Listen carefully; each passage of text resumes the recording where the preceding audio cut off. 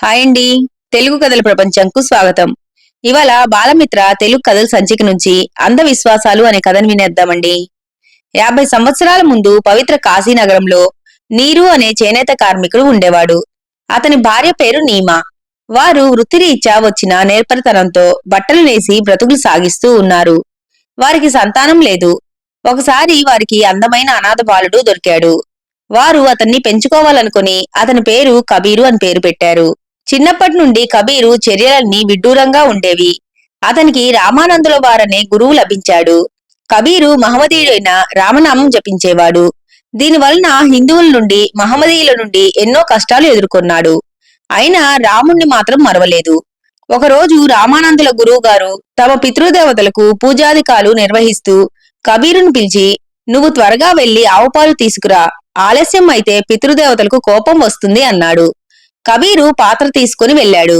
కాని ఎంతసేపైనా రాలేదు. గురువుగారు కాలాతీతం అవుతుందని హడావిడి పడిపోతున్నారు. అప్పుడు ఆయన మిగిలిన వారిని పిలిచి కబీరుని పిలుచుకురమ్మని పంపారు. వారు ఊరంతా తిరిగి చివరికి ఒకచోట అప్పుడే చనిపోయిన ఆవు మూతి వద్ద గడ్డి వేసి పొదుగు వద్ద పాత్ర పెట్టి, గడ్డి తిని నాకు పాలు ఇవ్వు, గురువుగారి పితృదేవతలకు కావాలి అంటున్న కబీరు కనిపించాడు. అది చూసి వాళ్ళు కోపంతో, కబీర్, నీకు తెలివి కొంచెం కూడా లేదు. చనిపోయిన ఆవు పాలు ఎక్కడైనా ఇస్తుందా? నిన్ను గురువుగారు చాలా తెలివైనవాడు అని ఎందుకు మెచ్చుకుంటున్నారో అర్థం కాలేదు. ముందు ఈ సంగతి గురువుగారికి చెప్పి నిన్ను ఆశ్రమం నుండి బయటికి పంపిస్తామన్నారు. నేను ఈ పని తెలివితోనే చేస్తున్నాను.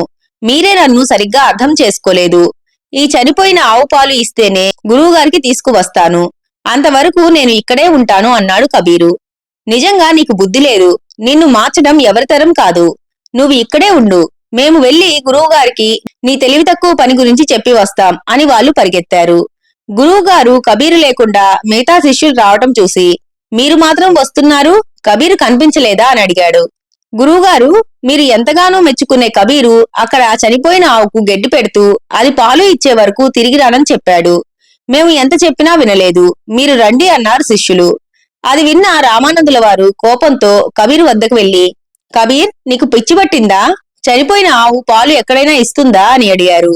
అప్పుడు కబీరు వినయంగా, గురువుగారు, ఎప్పుడో చనిపోయిన తమ మాతాపితలు మీరు ఇచ్చే పాలు తాగడానికి దిగి వస్తూ ఉంటే ఇప్పుడే చనిపోయిన ఆవు పాలు ఎందుకు ఇవ్వదు అన్నాడు.